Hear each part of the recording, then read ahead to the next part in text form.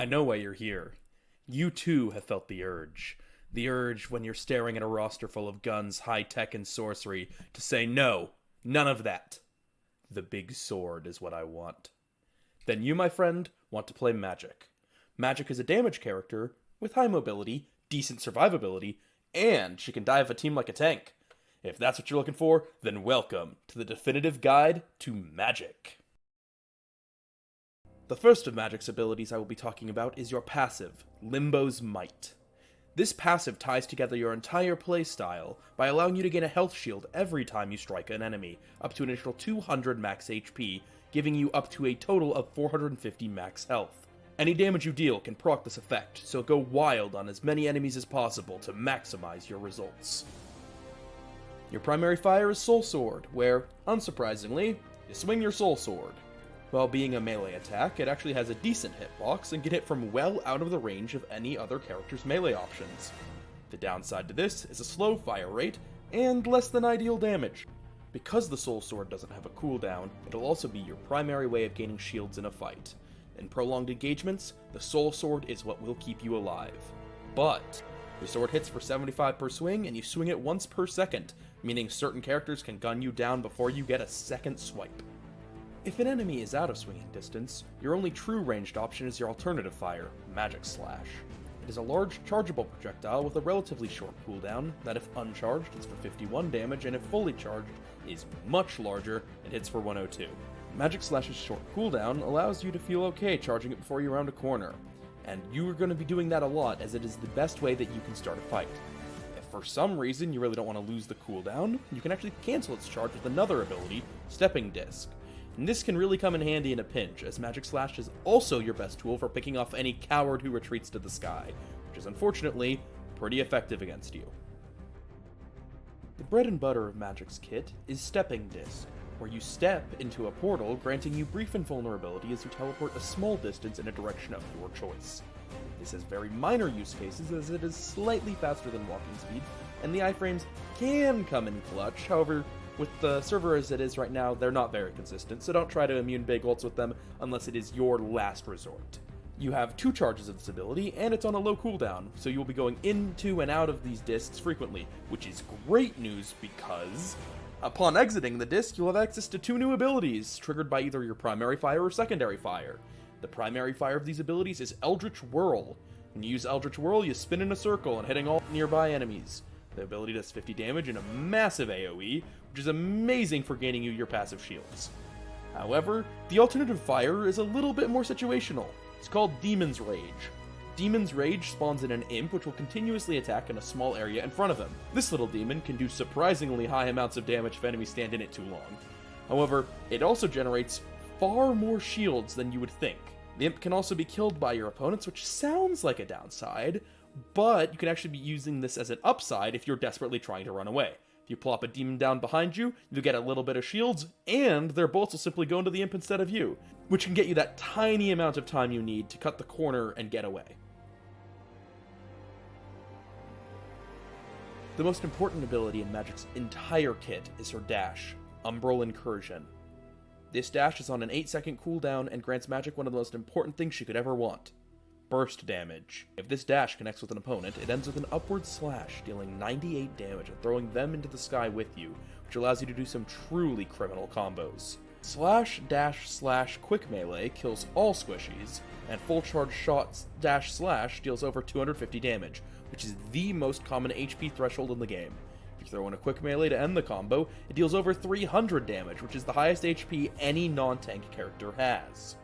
These combos are what allow Magic to be such a devastating force to the front lines and back lines, and it's not even where the utility ends. You can lift enemies with shields, allowing your teams to shoot under them. It's an amazing escape, and funniest of all, it allows you to chase down enemies who think the air is safe from your melee wrath. Magic is also one of the characters lucky enough to have a team-up. Unfortunately, her team-up partner is Black Panther, another melee DPS dive character, meaning you will not have access to this team-up very often. Which, if I'm being honest, isn't that big of a letdown, as this new ability, Discmaster, simply puts down a one-way portal at a nearby distance in line of sight that you and Black Panther can traverse. Since you're both already highly mobile, this is fine, but definitely not a core part of your kit, as some other team-ups definitely are.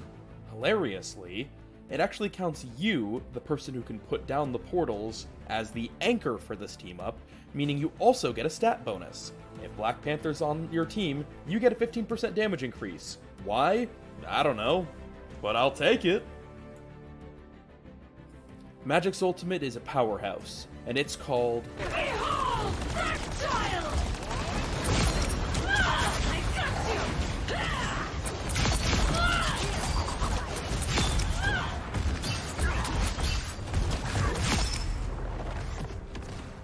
you! Limbo unleashed! Darkchild is among the most powerful ults in this game, capable of wiping out an entire team if they aren't ready for it.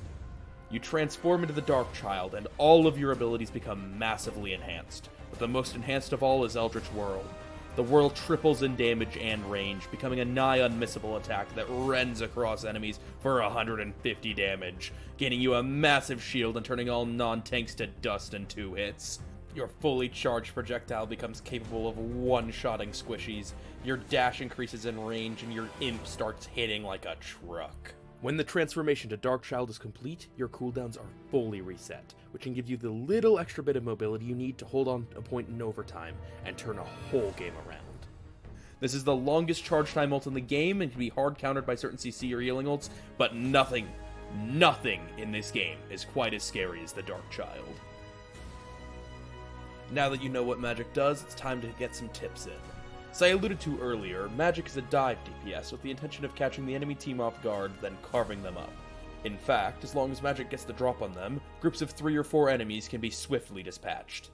That being said, Magik is not as suited for the role of solo assassin as a few other DPS characters, as her main burst combo leaves her without the tools for a simple escape. So the best way I have found to play Magik is to join team fights right after they start, try to pick off the healers or DPS. But if your team has good healers and you can actually join in on the front line, with healing and a constant reapplication of your shields, you become harder to kill than the tanks you're fighting. The other important tip for general use of Magik is to use the terrain. If you, as Magik, start a fight on the low ground, you will have to expend your dash to close the distance, and if it doesn't connect, you're suddenly face to face with a character who can likely out DPS you, and you do not have your only combo to fight back. Not only are you to get out-damaged, but you'd also just burnt your best tool for escape. This can be mitigated with a Black Panther on your team, but you generally want to stick to the high ground, and only give it up to join in on a fight. The last tip before we move on to matchup-specific knowledge is to use Darkchild wisely. It has a long startup and a long detransform when it wears off, and if you die as you transform, you'll sadly have to rebuild your entire ult. This also means you should pay attention to enemy support ults, especially Luna Snows, as that ult completely shuts down yours, and is unfortunately far easier for Luna to build than you. Magik has some downright hilarious matchups, as you can comfortably outrange and outbox any other melee character. Spider-Man, Hulk, and Black Panther have no real choice but to leave you alone or get lucky. Your ability to insta-kill the top-tier damage characters Hela and Punisher definitely gives you more wiggle room to fight them than most other DPS characters, and, naturally in a 1v1, you should beat any of the supports. The issue is, it's not always going to be a 1v1, and all of the supports have ways to annoy you. Loki's invincibility field can instantly change a free kill to a must retreat, Rocket can actually dash out of your combos, Mantis can put you to sleep, and Luna not only full counters your ult, but also has a snowball that can lead to some really embarrassing deaths. But the hardest counter of all is Magneto. Specifically, if Magneto has his team up with Scarlet Witch. Normally, you can bully Magneto. Nothing he does outdamages your shield generation, and he doesn't have a tool to get away from you. But if Magneto has his Chaos Sword, he has a bigger sword than yours, that deals more damage than yours, and is built on top of his higher HP and faster attack speed. This thing is cheating, and you have to run. While Magik is incredibly fun, unfortunately, like all other characters, she has strengths and weaknesses. She excels generally on defense, or neutral King of the Hill maps, but on offense she can have a hard time getting through choke points to the enemies without dying, and even if she reaches them, she likely had to burn her combo potential just getting there. These weaknesses can absolutely be mitigated through intelligent play, such as the use of alternative routes. On most maps, if you see a door-shaped thing on a wall, try slashing it. You'll probably find your next big flank route. But on very tall maps such as Shin Shibuya offense, it might be worth staying near your healers to discourage dive instead of going all in. And, unfortunately for Magik, other characters are better at that role than her. Unfortunately, all good things must come to an end, and occasionally there are times where you will be forced to switch off magic. Knowing when to switch is also a very important skill, so it's important to recognize these situations. They usually happen because the enemy team is doing too good of a job playing either together on high ground with ranged DPS like Hela or Punisher, or because they have decided that you should be playing those characters by picking aerial DPS characters like Iron Man and Storm. Now, you can definitely kill those characters and beat those strategies with magic, but if you are struggling too much, a counterpick might be the right idea. There is one exception to this rule, however, and that is if you have Dark Child. Dark Child lets you rip through teams that are playing too close and even two-shot the annoying pests who stay in the sky. If you have ult, or about to, let it rip and see what havoc you can wreak. So, next time you log into a match of Marvel Rivals, pick the woman with a giant sword, and don't just give them hell, give them limbo. If you've enjoyed this guide, please consider subscribing, or better yet, follow me on Twitch to see the gameplay gathering and editing process of my next guides live. You can find me at twitch.tv/almondbutterfgc. I hope to see you there, and until next time, I'm Almond Butter, signing out.